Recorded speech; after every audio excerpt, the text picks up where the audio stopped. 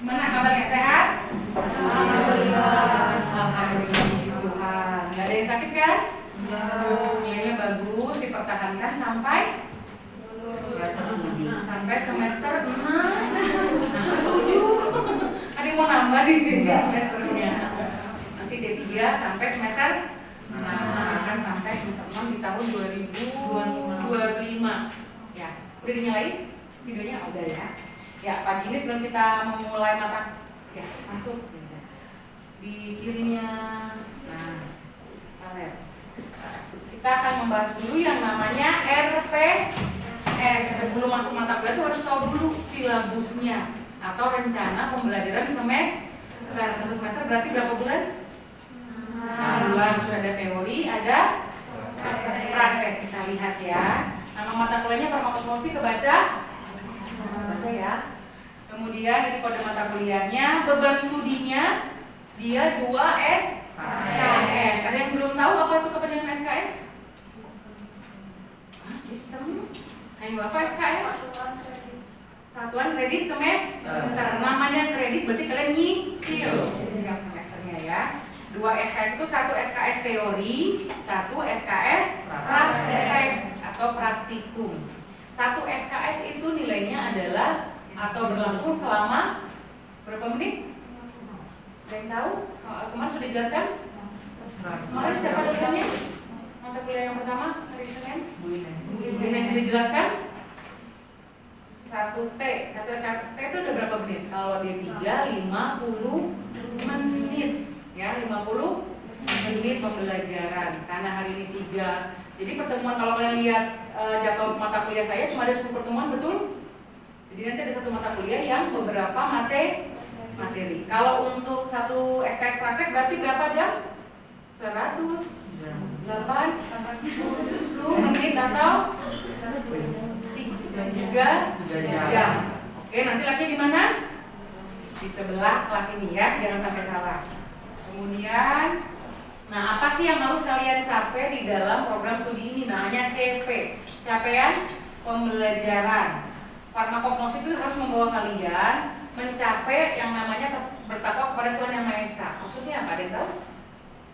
Karena farmakognosi hubungannya dengan alam, tumbuhan, hewan, dan mineral itu ciptaan alam. Jadi kita harus tetap mengakui bahwa ciptaan Tuhan itu selalu ada, nyata ya. Kemudian ada yang menjunjung tinggi nilai kemanusiaan, ada internalisasi nilai norma dan etika akademik tetap harus didahulukan. Terus menunjukkan sikap bertanggung jawab atas pekerjaan di bidang keahliannya secara mandiri, kemudian mampu melaksanakan praktek farmasi dengan prinsip etika, etis, dan peka budaya ya, dan menjunjung tinggi kode etik tenaga teknis kefarmasian Indonesia. Nanti kalau kalian lulus baru dikasih tahu kode etiknya ya. Saat ini masih belum. Ini dari E sampai KU8, nanti kalian baca sendiri, akan saya taruh di Google Classroom. Capaian pembelajaran mata kuliah. Setelah kalian mengikuti mata kuliah farmakognosi, kalian harus mampu apa yang pertama? Menguasai konsep dasar, apalagi prinsip teori dan praktek, serta melakukan pekerjaan produksi sediaan farmasi yang meliputi menimbang, mencetak, mengemas. Itu juga bisa masuk ya kalau menggunakan obat bahan alam. Kemudian deskripsi mata kuliah ini. Mata kuliah ini mempelajari tentang morfologi dan fisiologi daun, batang, akar, bunga, buah, biji, sel tumbuhan, jaringan tumbuhan, apalagi tumbuhan-tumbuhan yang mengandung bahan obat, ada di atas, baca nggak? Nah, dan mengenal simplisia baik secara makroskopik dan mikroskopik. Bedanya apa makroskopik dan mikroskopik? Ada yang tahu? Ya, kalau mikroskopik berarti melihat ukuran kecil menggunakan alat bantu. Namanya mikroskop. Ini yang 2 lensa okuler. Ada juga nanti yang manual yang di kotak di bawah kalau kalian pernah masuk di lab sebelah ya. Kemudian serta menganalisa zat-zat yang berkhasiat. Kita bilangnya zat identitas. Oh, siapa namanya? Joe itu identitasnya lihatnya dari mana? Secara administrasi. CP, betul? Karena sudah 17 tahun. Kalau yang masih SMP, SD menggunakan apa identitasnya? K. Kalau kalian pergi naik pesawat, naik apa lagi? Kereta, kapal laut. Yang anak kecil kan nggak punya KTP, betul? Input nicknya pakai apa? Pakai K. Sama halnya juga dengan tanaman. Kita harus punya yang namanya senyawa identitas supaya tahu, oh kalau senyawanya ini berarti punyanya tanamannya ini. Nanti kita akan belajar, gitu ya maksudnya ya. Materi pembelajarannya yang pertama ada sejarah dan ruang lingkup farmakognosi. Kemudian penggunaan mikroskop. Nanti bagaimana, kenapa ini sih kalau anak-anak farmasi harus ahli dalam menggunakan mikroskop. Di sini yang selain waktu SMA-nya pernah pakai mikroskop siapa? Yang belum pernah sama sekali pegang mikroskop? Bukan pegang, maksudnya praktikum. Ada yang belum pernah?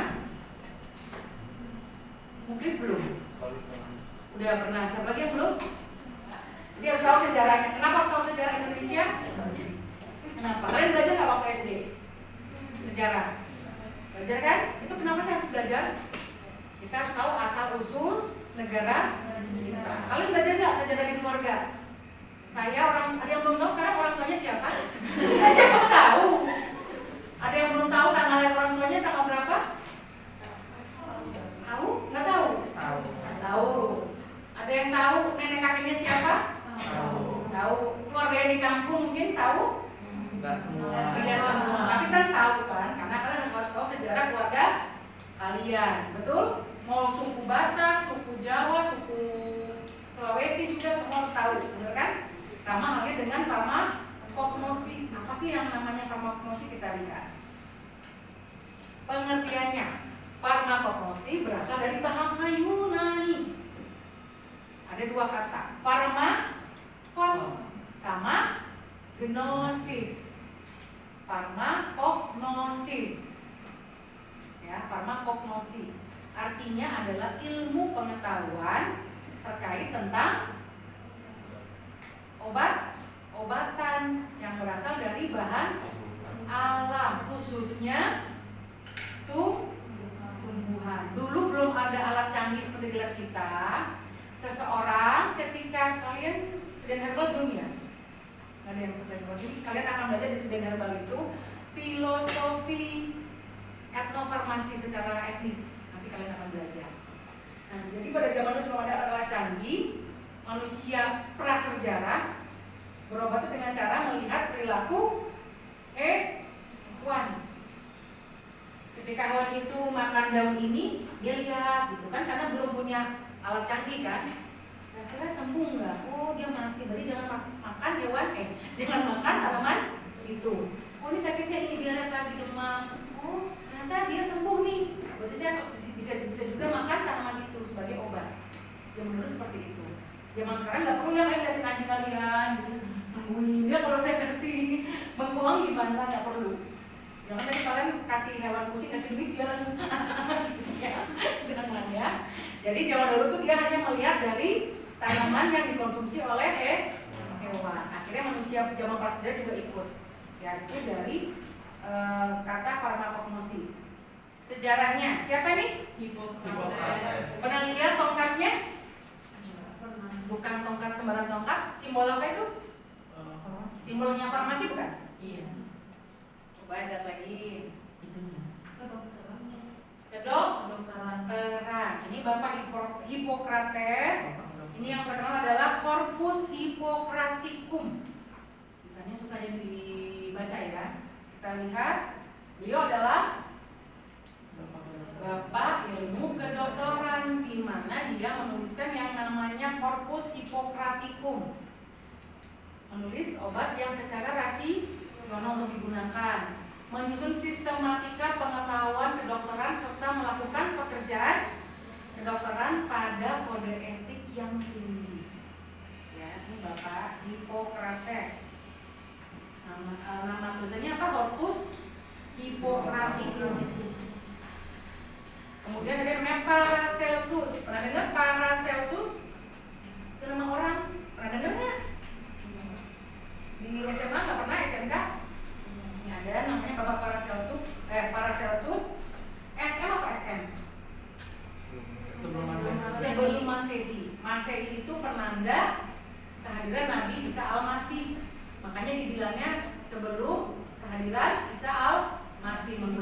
kalender Masehi, itu artinya ya. Atau kalau di Inggris itu before Christ, BC. Betul? Itu berarti sebelum 1000 tahun sebelum adanya Nabi Isa Al-Masih atau Tuhan Yesus. Paham ya? Kalau kalian baca sejarah ya. Dia berpendapat bahwa untuk membuat sediaan obat perlu pengetahuan terkait dengan kandungan zat aktif yang dimana dia nanti akan membuat obat itu menjadi suatu obat yang bermanfaat. Itu Paracelsus. Ini orangnya agak gemuk ya. Terus yang di sebelah kanan Claudius Galen. Makanya ada sediaan galenik. Paham? Pernah dengar galenika atau galenik? Dia adalah dokter dan ahli farmasi Yunani yang menciptakan sistem yang sempurna dari secara fisiologi, patologi, dan pengobatan. Itu Galen. Kalau yang muslim pasti tahu Ibnu Sina. Ada sekolahnya juga kan? Ada. Siapa sih si Ibnu Sina sini? Pasti dia orang Arab bukan? Iya, orang Arab.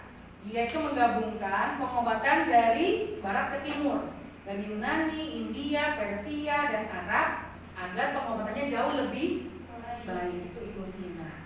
Ada juga Jacob Kepler.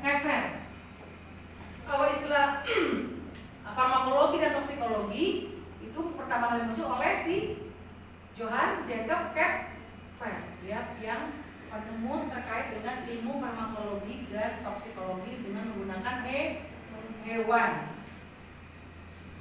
Ya, ini berikut apa? Adanya korelasi dan keterkaitan. Kenapa sih Bu farmakognosi paling gede dibanding urutan yang lain? Kenapa?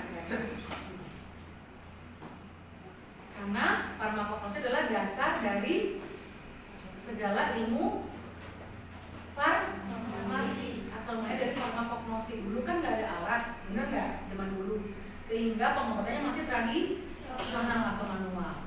Dia adalah dasar dari ilmu farmasetik. Apa itu farmasetik? Masih ingat? Sudah belajar belum ilmu farmasetika? Lulus nggak? Nah, apa ilmu farmasetika? Sylvia. Di farmasetika belajarnya apa saja? Masih ingat? Uji, betul, menguji sama Bu Ines ya? Ya, menguji apa? Ya, sediaan apa? Misalkan sediaan apa? Ini lulus kan? Ragu. Ayo sediaan apa? Masih ingat sama Bu Ines? Uji klinis. Uji klinis. Klinis berarti ke manusia dong? Ke manusia. Ke siapa? Praga sama klinis. Klinis ke manusianya siapa? Di situ ada 4 tahapan. Masing-masing tahapan itu nanti relawannya bisa sampai ratusan. Ada seperti itu, ratusan orang. Siapa? Teorinya, ini ada prakteknya. Belum ada praktikum. Hanya baru ini aja teori. Oke. Farmakologi tentang apa farmakologi sama Bu Yovita? Ya, betulnya tentang apa? Untuk melihat efek secara farmakologi, betul? Contohnya apa? Efek secara farmakologi. Obat golongan analgesik. Untuk apa analgesik? Dari antipiretik, antipiretik penurun demam. Apalagi antihistamin, itu farmakologi. Biokemistri, bukan chemistry kita ya, biokimia. Udah belajar tuh? Nanti sama Ibu Ines biasanya kalau biokimia. Ya. Kemudian botani. Ya, sama saya sebenarnya kan. Nanti ada gabungan di KPKC sudah mulai sama di farmakognosi. Terus nanti akan melihat quality control, kemudian psikologinya gimana, biologinya seperti apa di farmakognosi, dan udah ya. Itu adalah dasar ilmu dari cabang-cabang ilmu farmasi. Makanya farmakognosi itu sebagai cikal bakalnya ilmu farmasi yang lain, begitu maksudnya. Ya. Lalu perkembangan ilmu farmasi. Secara berkembang di daerah wilayah Cina, Yunani, Timur Tengah, dan wilayah Asia. Kalau di Cina pernah dengar tabib? Ya kan? Siapa tabib itu? Adalah seorang ya, kita bilangnya bukan dokter karena tidak mengikuti pendidikan formal, tapi dia sebagai pengobat tradisional, betul? Karena dia menggunakan apa? Ramuan-ramuan apa kalau tabib? Simplisia kan? Simplisia kering kan? Campur ini, campur ini, campur ini. Kalau di Yunani tukang obatnya namanya pendeta, bukan pendeta yang ada di agama Kristen atau Katolik. Itu enggak. Itu adanya di Yunani namanya pendeta. Ada juga Asklepios, dewa pengobatan. Dia menugaskan Hygieia untuk meracik campuran obat yang dia buat. Hygieia adalah seorang apoteker. Asklepios dan Hygieia ini adalah suami istri. Suaminya dokter, istrinya farmasi, ya, dewa pengobatan. Ini silsilahnya seperti ini. Kemudian di tahun 1897 Felix Hoffmann menemukan adanya cara menambahkan 2 atom ekstra karbon dan 5 atom ekstra karbon ekstra hidrogen ke dalam sari pati kulit kayu willow yang kalian kenal sekarang namanya obat asam asetil salisilat. Untuk manfaatnya sebagai apa efeknya? Ya, analgesik, ya, analgetik. Itu yang diproduksi oleh industri obat Bayer. Dari mana Bayer? Ada yang tahu? Jerman. Ya, perkembangan obat baru. Di PD2 atau Perang Dunia Kedua adanya penemuan beberapa obat secara massal karena kan mereka saling serang nih, betul? Pasti ada banyak penyakit baru, entah kena efek radiasi dari senjata yang mereka gunakan atau nuklir atau dan lain sebagainya. Misalkan obat TBC sudah mulai ada, hormon steroid sudah mulai ada, kontrasepsi sudah mulai ada, dan anti psikotik karena sudah banyak yang stres, kejang-kejang juga bisa. Ya, pendobrakan sejati dicapai dengan adanya penggunaan obat kemoterapeutik. Apa tuh obat apa? Kalau kemoterapeutik untuk sakit apa? Sakit kan? Kanker. Tahu bentuknya obatnya cair, padat, setengah padat? Bentuknya cair. Dimasukkan kayak infus ke area yang kena kanker. Diinfus kayak gitu ya. Dan itu rasanya luar biasa sakit. Aku suka bukan obat kanker. Di tahun 1935 menemukan juga sulfanilamid dan penisilin di tahun 1940. Di Indonesia sendiri juga ada perkembangan obat baru secara farmasi. Tahu yang di sebelah rumah sakit apa? Mata Cicendo, Cicendo ya, betul ya.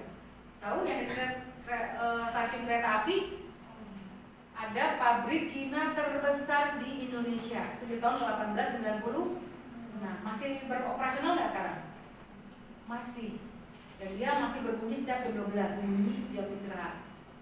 Masih ada pabriknya. Itu memproduksi apa? Kina. Obat apa kina? Di Indonesia Timur biasanya dipakai kina. Apa Salestina? Penyakit apa yang banyak di Indonesia Timur? Gigit nyamuk. Malaria. Itu obat buat malaria. Ya, dulu buat orang-orang yang di Indonesia Timur dan yang tinggalnya lebih banyak di hutan, banyak nyamuk. Ya. Kemudian di tahun 1950 pemerintah mengimpor produk farmasi ke Indonesia seperti adanya industri farmasi, kimia, Farma, Indofarma kayaknya udah kolaps ya. Dan adanya juga Bio Farma. Bio Farma itu adalah perusahaan terbesar se-Asia atau Asia Tenggara. Se-Asia Tenggara untuk produksi vaksin dan produk biologi lainnya. Ya. Jadi kalau nanti kalian kayaknya kakak kelas kalian habis rumah sakit baru mereka ada yang rumah sakit ada yang PKL di Bio Farma juga. Selama sebulan. Dan dengar punya usut. Kenapa harus sebulan? Ini kalian hitungnya magang.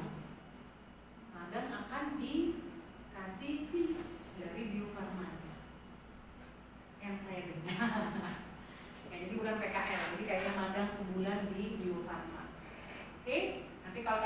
BUMN bisa masuk ke Bio Farma. Itu termasuk badan usaha milik negara. Nah, kalau untuk Simplisia sendiri obat tradisional mulai ada perkembangan dari jamu secara turun temurun atau apa istilahnya empiris. Berapa generasi masih ingat? Minimal 3 generasi. Kemudian dari jamu ke OHT. Apa OHT Edmund? OHT.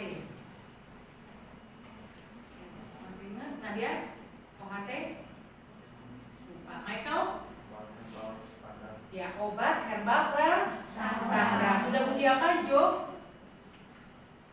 Sudah melalui uji apa kalau OHT? Ayo. Sylvia?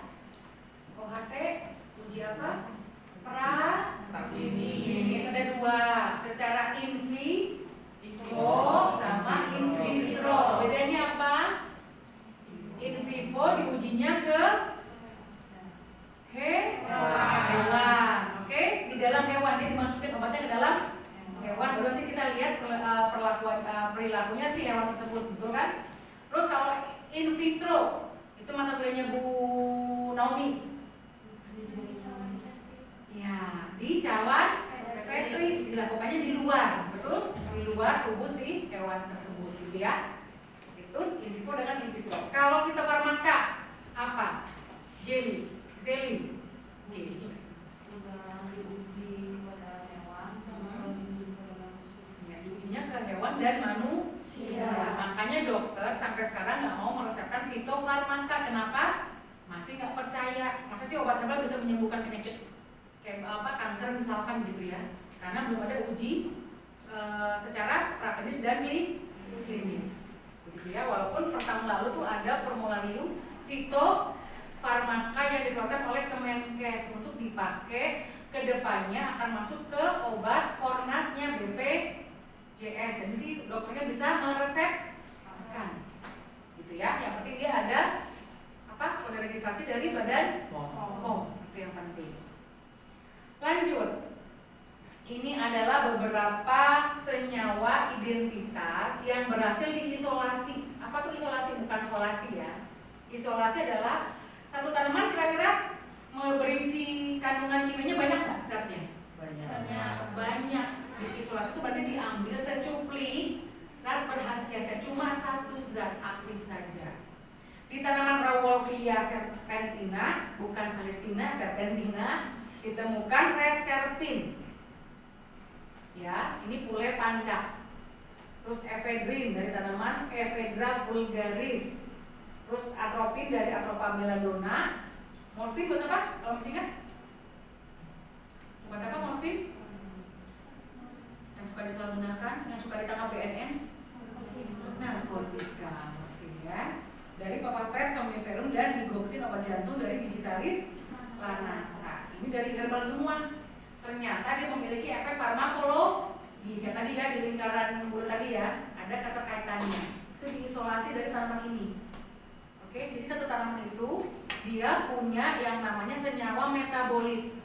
Ada primer, boleh dicatat ya, ada sekunder. Kalau primer terdiri dari 3 komponen besar. Ada karbohidrat, apalagi namanya karbohidrat? Protein sama lemak. Oke, jangan lihat temennya, ditulis ya. Itu metabolit primer, hasil dari metabolisme badan, entah dia hewan, entah dia tumbuhan atau apa. Khusus di tumbuhan ada yang namanya metabolit primernya klorofil. Tambahannya itu.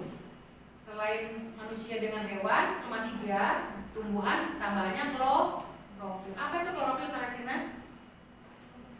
Masih ingat? Klorofil zat hijau daun untuk proses fotosintesis. Terjadinya proses apa? Makan. Tanaman kan butuh makanan dari proses fotosintesis gitu ya. Kemudian ada yang namanya metabolit sekunder. Nanti di fitokimia kalian akan mencari kandungan zat aktif, yaitu ada alkaloid. Jadi fitokimia sama Ibu Hesti. Terus saponin, boleh ditulis. Kita akan belajar sekarang yaitu nanti alkaloid pakai D. Udah. Saponin.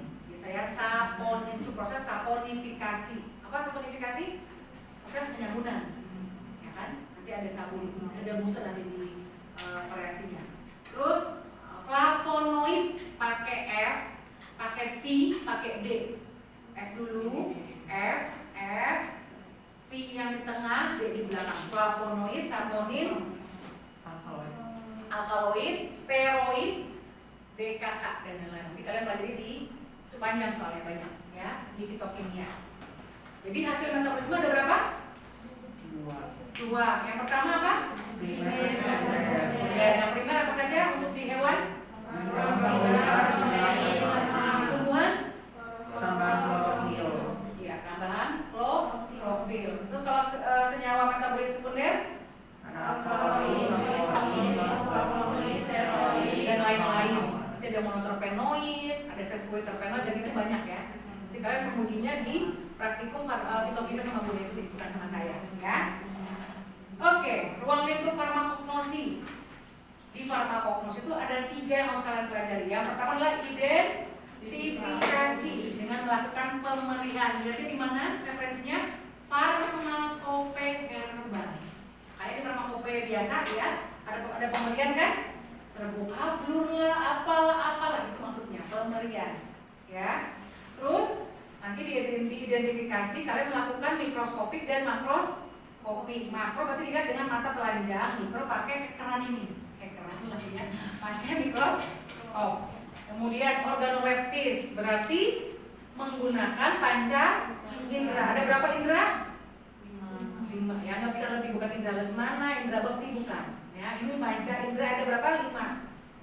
Nanti kita mendeskripsikan apa? Bentuk, terus warnanya pasti berbeda, apalagi bau dan rasa. Boleh dicicipin? Silahkan.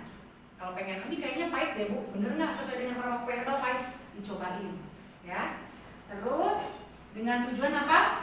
Pengenalan awal secara sederhana yang seobjektif mungkin. Itu namanya organoleptis. Ini khusus di farmakognosi. Yang terakhir adalah identitas.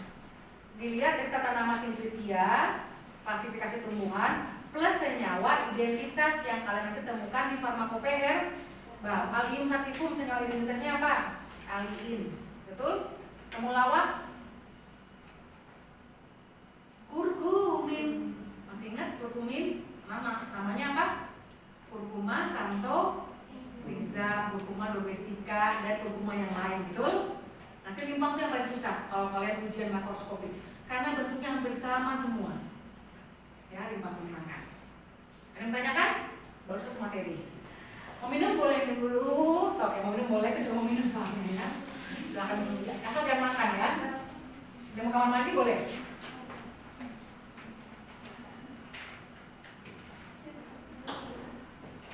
Masih jam 9 kok, 1 jam lagi. Aduh, pegel. Sudah, kita lanjut. Sekarang penggunaan mikroskopik. Udah naikin AC berat dong. Oh iya, kalau mau naikin berat. Kalau kalian udah nggak sanggup, buka aja jendelanya, biar anginnya masuk.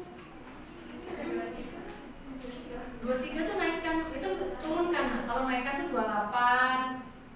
Kalau semakin rendah, berarti semakin dingin. Bikin aja ini berapa? Oh nggak ada gini ya? Itu berapa? 28. Ya udah nggak apa-apa. Panas Reset ya nak? Nggak apa-apa.